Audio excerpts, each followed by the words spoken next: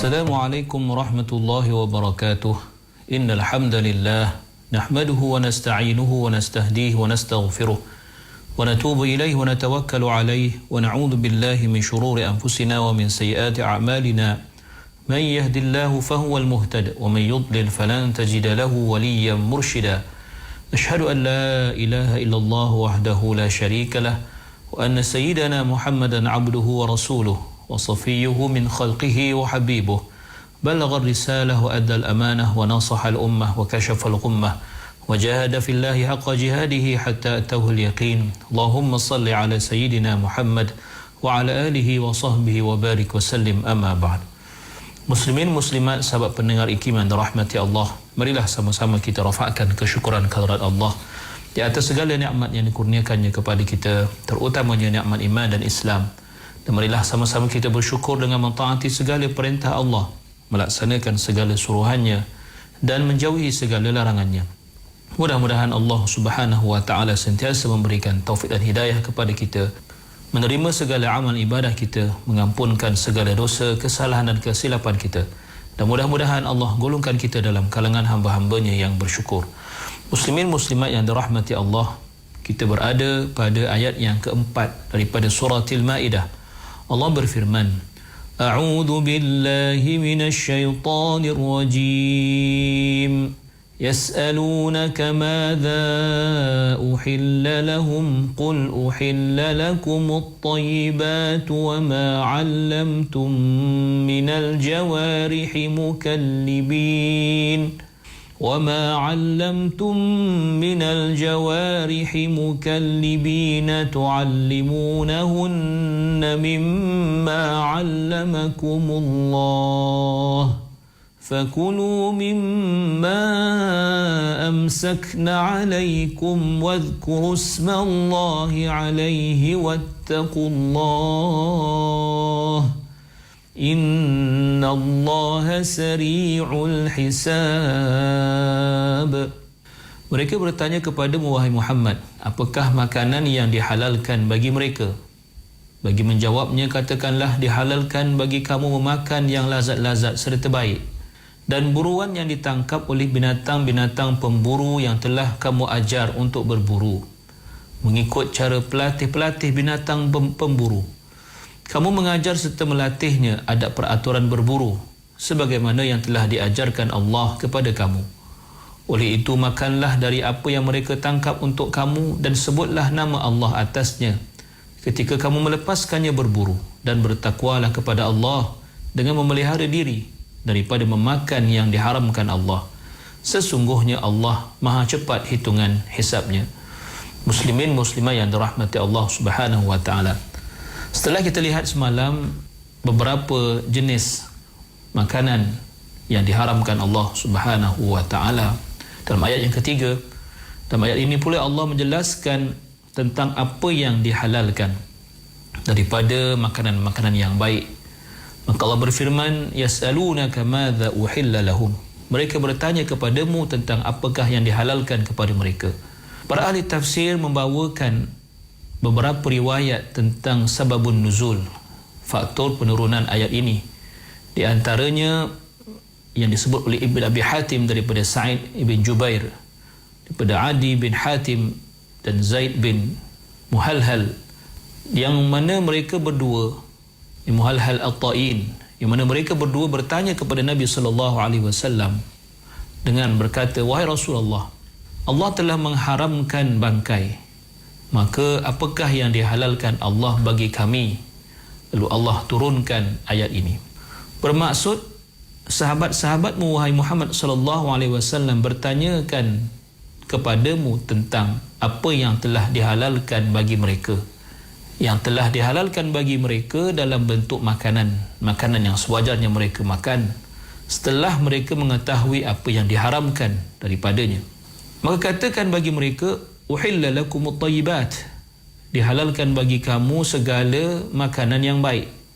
At-thayyibat jamak kepada tayyib, iaitu sesuatu yang mendatangkan rasa lazat.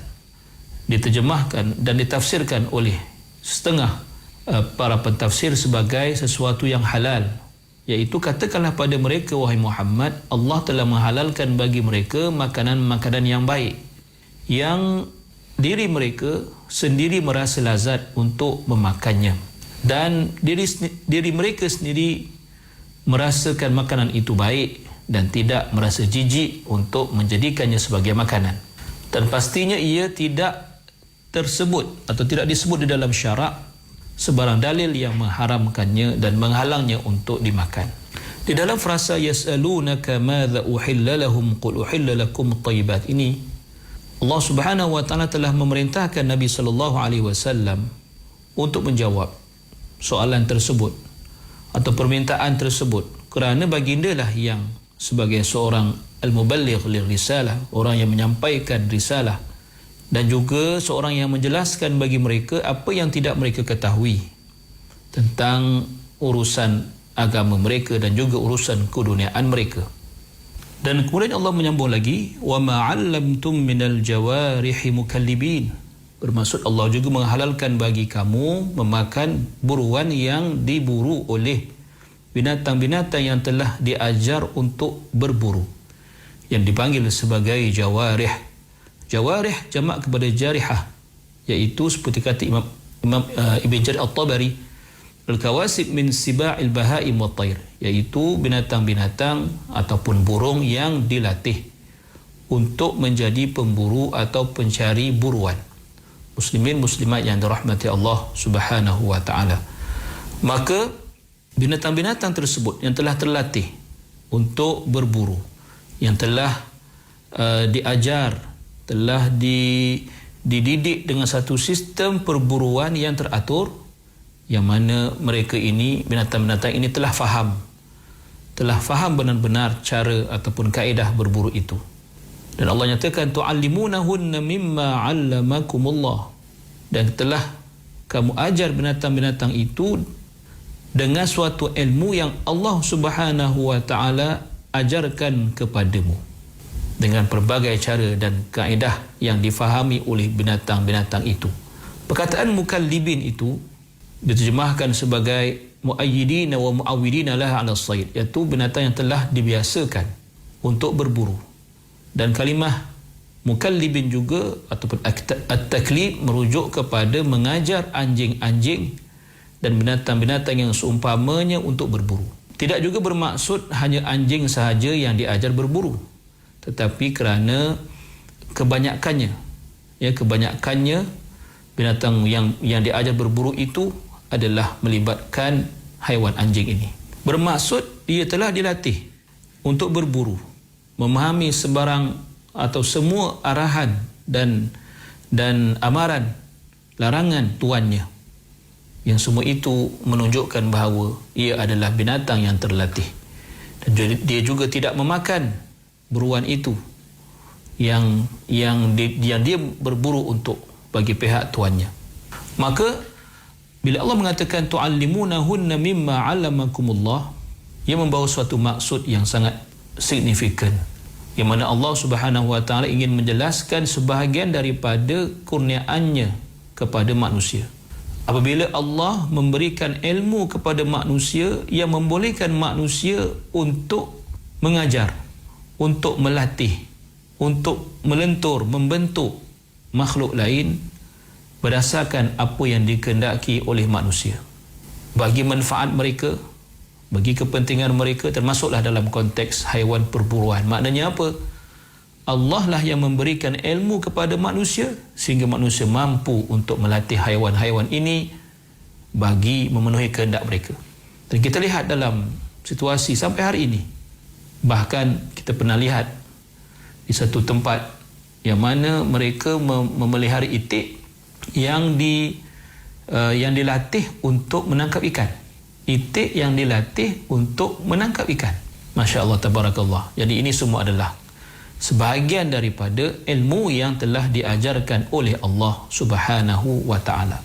Kemudian Allah berfirman, fakulu mimma amsakna alaikum, maka makanlah daripada apa yang ditangkap oleh binatang itu untuk kamu. Bermaksud, apabila kamu telah mengajar binatang-binatang tersebut sebagai binatang yang berburu dan telah ada ataupun telah sempurna syarat-syarat yang ada pada binatang itu bagi tujuan dilepaskan untuk berburu. Maka makanlah apa juga yang ditangkap, buruan yang ditangkap oleh binatang-binatang tersebut untuk diri kamu, untuk kepentingan kamu. Wadhkurusmallahi alaih, dan sebutlah nama Allah, bermaksud tatkala kamu lepaskan binatang-binatang itu untuk berburu, maka sebutlah nama Allah Subhanahu wa taala. Dan ini berdalilkan sebuah hadis Nabi sallallahu alaihi wasallam kepada Adi bin Hatim yang berbunyi, wa idza arsalta kalbakal muallam wa dzakarta ismallahi ta'ala fakul mimma amsaka alaik. Bila kamu melepaskan anjingmu yang telah dilatih dan kamu sebut nama Allah, maka makanlah apa juga yang ditangkap untuk kamu. Muslimin muslimat yang dirahmati Allah, jelas kepada kita betapa Allah Subhanahu wa taala begitu menginginkan kita agar memakan sesuatu yang baik, sesuatu yang ada padanya keberkatan. Bahkan dalam berburu sekalipun Allah Subhanahu wa taala mengajar kita supaya memilih binatang-binatang yang tertentu yang sesuai untuk diajar berburu dan diajar dengan ilmu yang Allah taala berikan. Bermaksud Allah mengizinkan perkara itu berlaku, yang mana binatang-binatang itu memang boleh diajar, boleh dilatih hingga cekap untuk menangkap ataupun untuk memburu binatang lain. Dan Allah izinkan juga kita memakan binatang buruan yang ditangkap oleh binatang pemburu itu. Dan jangan lupa sebutlah nama Allah, agar apa yang kamu makan itu termasuk dalam at-tayyibat, dalam perkara-perkara baik yang diridai Allah Subhanahu wa taala. Kemudian Allah menyambung lagi, wattaqullaha innallaha sari'ul hisab. Bertakwalah kamu kepada Allah Subhanahu wa taala. Berhati-hatilah kamu dalam setiap perlakuan kamu, kata-kata kamu, agar tidak melanggar perintah Allah Subhanahu wa taala, agar patuh kepada segala yang telah disyariatkan Allah Subhanahu wa taala. Innallaha sari'ul hisab, kerana Allah Subhanahu wa taala itu tidak akan mampu ditewaskan, dilemahkan oleh sesiapa juga pun. Dan Allah pasti akan membalas setiap insan berdasarkan apa yang berhak ia terima, sama ada baik maupun buruk. Maka penutup ayat ini bermaksud atau bertujuan untuk memberi amaran kepada manusia sekalian agar tidak menyalahi perintah Allah Subhanahu wa taala, agar tidak mencerobohi perkara-perkara yang diharamkan Allah Subhanahu wa taala. Maka di antara hukum yang dapat kita ambil daripada ayat ini ialah keharusan untuk menikmati makanan yang halal, yang baik-baik, yang telah dihalalkan Allah Subhanahu wa taala kepada kita, yang kita rasa selesa untuk memakannya, rasa lazat, dan akal kita menerimanya sebagai makanan yang sesuai untuk dimakan oleh kita, sama ada makanan maupun minuman yang telah Allah halalkan kepada kita. Yang kedua, keharusan berburu menggunakan binatang dengan syarat telah dilatih, dan tanda telah dilatih dengan cukup ialah binatang itu mampu mematuhi arahan. Bila disuruh pergi, dia pergi. Bila disuruh berhenti, dia berhenti. Dan dia tidak memakan binatang yang diburu itu dan membawa binatang yang diburu itu kepada tuannya bila disuruh. Yang ketiga, terdapat perbahasan dalam kalangan fuqaha dalam firman Allah, fakulu mimma amsakna alaikum, bahawa sekiranya anjing tersebut, anjing anjing pemburu itu atau binatang-binatang yang seperti anjing yang digunakan untuk berburu itu, bila ia memakan makanan atau memakan binatang yang diburu itu, yang ditangkapnya itu, maka dalam keadaan tersebut tidak dihalalkan memakan binatang itu, kerana dia tidak menangkap binatang itu bagi tuannya, tetapi dia menangkap binatang itu bagi dirinya. Maka ini adalah pandangan Asy-Syafi'iyah dan juga Al-Hanabilah, mazhab Imam Syafi'i dan juga mazhab Imam Ahmad bin Hanbal. Adapun dalam pandangan ulama mazhab Maliki, bahawa walaupun anjing itu telah bawa ataupun telah membawa binatang buruan yang diburunya itu yang ditangkap itu, walaupun dia telah memakannya sedikit, maka harus dimakan binatang buruan itu kerana dia telah pulang membawa binatang buruan tersebut. Adapun pandangan ulama mazhab Hanafi, mereka berkata sekiranya anjing itu membawa kebanyakan daripada binatang yang diburu itu, maka harus untuk memakannya. Sekiranya tidak dalam keadaan ataupun hanya dibawa sedikit saja, tinggal sedikit saja binatang itu, maka ia menunjukkan bahawa ia tidak halal dimakan. Manakala yang terakhir pada frasa wadhkuru smallahi alaih, setengah ulama berdalilkan dengan frasa ini bahawa wajib menyebut nama Allah atau wajib menyebut bismillah ketika melepaskan binatang buruan itu, dan setengah pula menyatakan ia hanyalah sunat. Manakala yang lain pula ada menyatakan bahawa sekiranya ditinggalkan sebutan nama Allah ketika melepaskan binatang tersebut dengan sengaja, maka tidak halal untuk dimakan binatang buruan itu. Aqulu qawli hadza wa astaghfirullahal azim li wa lakum. Wassalamu alaikum warahmatullahi wabarakatuh.